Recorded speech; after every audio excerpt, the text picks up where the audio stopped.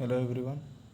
आज हम पढ़ने वाले हैं राजस्थान म्युनिसिपल एक्ट 2009, जिसे लेजिस्लेटिव ड्राफ्टिंग डिपार्टमेंट ने बनाया था। ये एक्ट आया था 11 सितंबर 2009 को। 11 सितंबर 2009 को इसको अनुमति मिली थी गवर्नर से, और इस टाइम के गवर्नर थे श्री शैलेंद्र कुमार सिंह। चैप्टर वन के अंदर दो चीज़ें हैं, दो पॉइंट्स हैं। पहले पॉइंट में है short title, extent and commencement. Short title के अंदर आता है कि इस एक्ट को किस नाम से जाना जाएगा। इस एक्ट को जाना जाएगा राजस्थान म्युनिसिपैलिटीज़ एक्ट 2009। अगला पॉइंट आता है कि ये एक्ट कहाँ कहाँ लागू होगा। तो ये एक्ट पूरे राजस्थान में लागू होगा सिवाय छावनी कंटेनमेंट एरियाज़ को छोड़ के। तीसरा पॉइंट आता है कि ये एक्ट कब से लागू होगा। तो ये एक्ट स्टेट गवर्नमेंट के गजेट पेपर में जब से जो डेट ऑफिशियल नोटिफिकेशन की जो डेट दी हुई होगी उस दिन से ये लागू होगा। इस पार्ट के अंदर चैप्टर फर्स्ट के अंदर हम पढ़ने वाले हैं डेफिनेशंस। इस एक्ट में जितने भी वर्ड्स दिए गए हैं उनकी एक स्पेसिफिक डेफिनेशन एक स्पेसिफिक एक्ट में दी हुई है। तो सबसे पहले हम जानते हैं, पहले नंबर पे है ऑडिटर। जो ऑडिटर होता है वो डिफ़ाइन किया गया है Rajasthan local fund audit act 1954 में। दूसरा जो पॉइंट है वो है बैकवर्ड क्लासेस। बैकवर्ड क्लासेस में एससी एसटी को छोड़ के, एससी और एसटी को छोड़ के जितनी भी अदर कास्ट हैं वो स्टेट गवर्नमेंट कभी भी टाइम टू टाइम चेंज कर सकती है। तो जो बैलेंस शीट है वो दी हुई है सेक्शन 92 के अंडर। उसके अलावा आगे हम चलते हैं biomedical waste. Fourth point biomedical waste हम नॉर्मल कॉमन सेंस से समझ सकते हैं कि वो कोई भी मेडिकल वेस्ट जो डायग्नोसिस, ट्रीटमेंट या इम्यूनाइजेशन के टाइम पे बनता है। लाइक कि जैसे हम ट्रीटमेंट करवाते हैं या हमारे कहीं चोट लगती है या हम जानवरों के ट्रीटमेंट करवाते हैं, तो उस टाइम पे जो दवाइयाँ, जो पट्टियाँ या जो भी टेस्ट रिजल्ट जो भी बचता है, वो जो भी मेडिकल वेस्ट बचता है वो इस कैटेगरी में आता है। इसके अंदर क्या क्या आता है, human anatomical waste, animal waste आता है, बायोलॉजिकल एंड बायोटेक्निकल वेस्ट आता है। इसमें माइक्रोबायोलॉजिकल जैव और जैव प्रौद्योगिकी से रिलेटेड जो भी वेस्ट होता है वो आता है। इसके अलावा वेस्ट शार्प्स आता है, discarded medicine and cytotoxic drugs, जो ख़राब दवाइयाँ हो चुकी हैं, जो एक्सपायर्ड दवाइयाँ हो चुकी हैं। उसके अलावा कोशिकीय विष वाले जितने भी ड्रग्स आते हैं वो इसके अंदर आते हैं। सॉलिड वेस्ट आता है, लिक्विड वेस्ट आता है, और उसके अलावा जो राख होती है किसी भी वेस्ट को जलाने के बाद वो आती है इंसिनरेशन एस, और उसके अलावा केमिकल वेस्ट इसके अंदर आता है।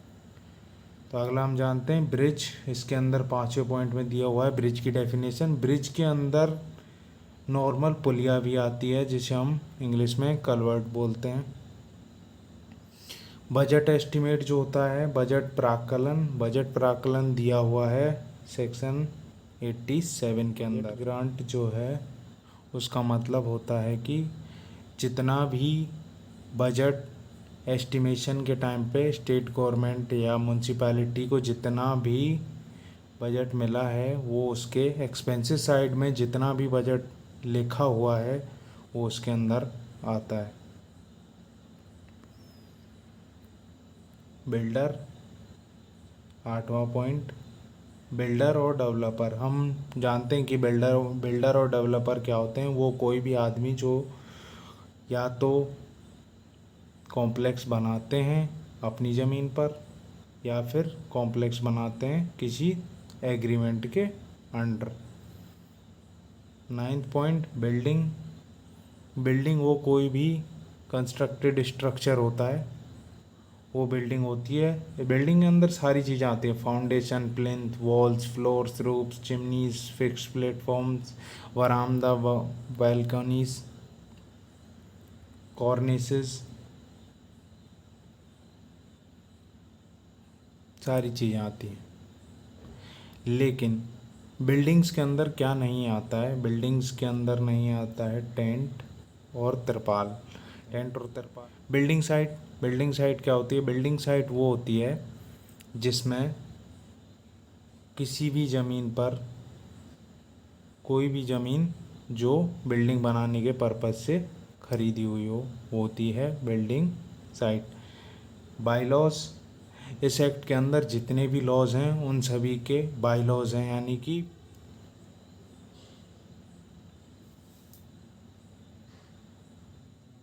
उपविधि दी हुई है। 12वां पॉइंट, चेयरपर्सन।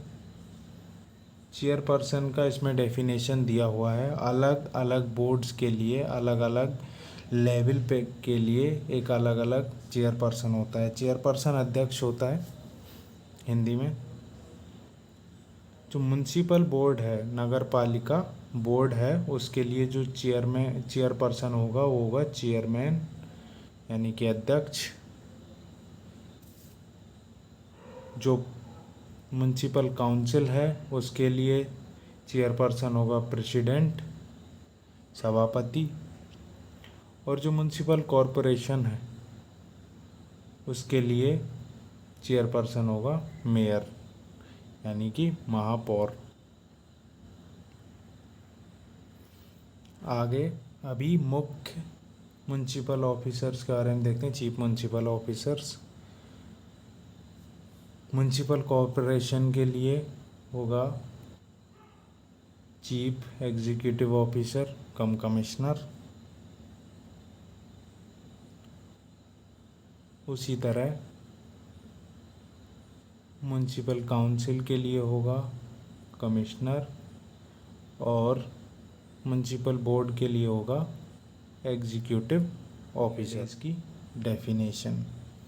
क्लियर डेज, कोई भी ऐसे दिन जो पूर्ण होते हैं, इसमें संडेज और हॉलीडेज़ भी इंक्लूड हैं, लेकिन इसमें वो दिन इंक्लूड नहीं है जिस दिन नोटिस किसी व्यक्ति के द्वारा नोटिस प्राप्त होता है। अगला पॉइंट हम देखते हैं, कॉम्प्लेक्स का क्या मतलब होता है? कॉम्प्लेक्स वो कोई भी बिल्डिंग या ग्रुप ऑफ बिल्डिंग्स होते हैं जिनकी डेफिनेशन अलग अलग दी हुई है। अगर कमर्शियल यूज़ के लिए कोई भी बिल्डिंग होती है तो उनकी मिनिमम वो 25 बिल्डिंग होनी चाहिए, 25। अदरवाइज रेजिडेंशियल यूज़ के लिए ये 10 या उससे अधिक हो सकती हैं। अगला पॉइंट हम देखते हैं, कॉरपोरेटर का इसमें डेफिनेशन दिया हुआ है, मेंबर ऑफ म्युनिसिपल कॉरपोरेशन। उसी तरह काउंसलर भी मेंबर होता है म्युनिसिपल काउंसिल का। आगे दिया हुआ है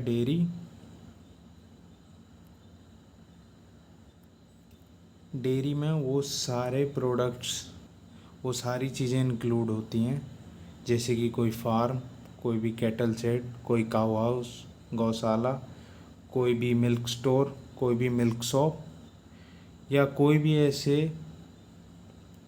कोई भी ऐसे जगह जहाँ पे दूध या उसके प्रोडक्ट बेचे जाते हैं।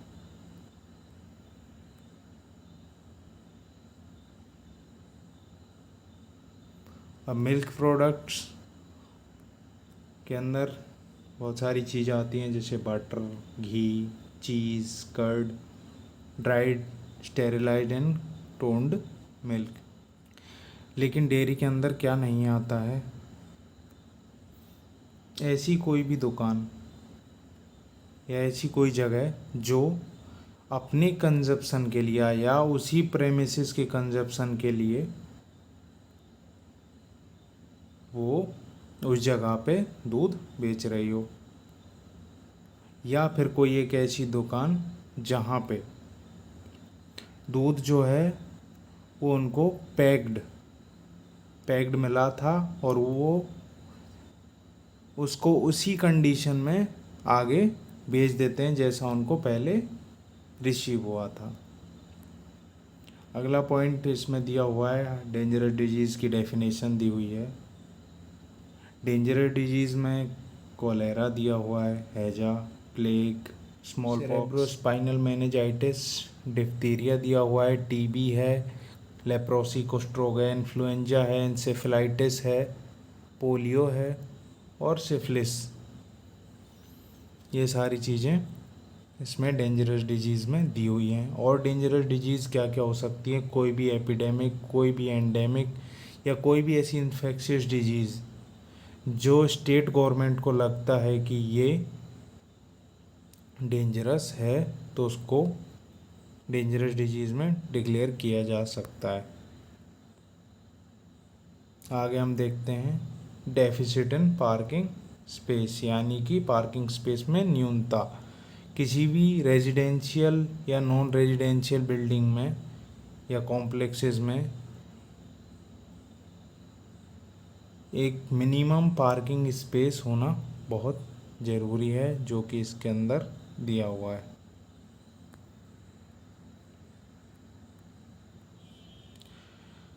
अगला देखते हैं director of local bodies. Director of local bodies के अंदर स्टेट गवर्नमेंट के द्वारा कोई भी ऐसा अपॉइंटेड ऑफिसर होता है जो कि या तो कमिश्नर या किसी अदर डेजिग्नेशन पे हो, लेकिन वो as a director of local bodies काम कर सकता है as per the directions of the state government. अगला पॉइंट आता है डिस्पोजल। डिस्पोजल का क्या मतलब होता है? Disposal is any waste, any municipal solid waste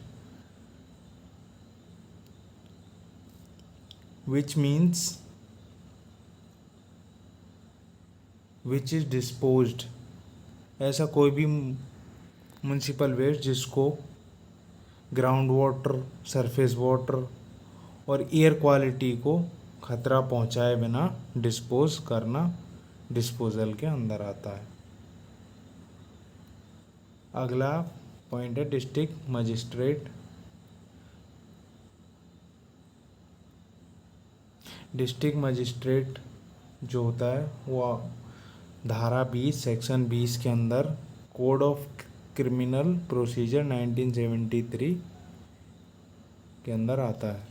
नाली के अंदर सारी चीज़ें आती हैं जैसे शोअर, पाइप, डिच, चैनल या और कोई भी डिवाइस जिनके थ्रू स्पिलेज यानी कि कचरा या गंदा पानी बहाकर ले जाया जाता है। इसके अंदर इस चीज़ को नाली के अंदर गंदे पानी की व्यवस्था के लिए बहुत सारी चीज़ें बनी हुई होती हैं। उन सारे इंस्ट्रूमेंट को भी नाली के अंदर ही काउंट किया जाता है, जैसे कि trap, sink, कनिस्टर्स, flush tanks.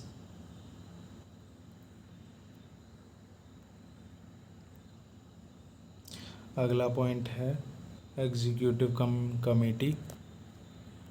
Executive committee की डेफिनेशन दी हुई है सेक्शन 55 में। अगला पॉइंट है फाइनेंस कमीशन। फाइनेंस कमीशन जो है वो हमारे इंडियन कॉन्स्टिट्यूशन के आर्टिकल 243I के अंदर आता है। इसके अंदर इस आर्टिकल के अंदर पूरा दिया हुआ है finance commission, state finance commission के बारे में।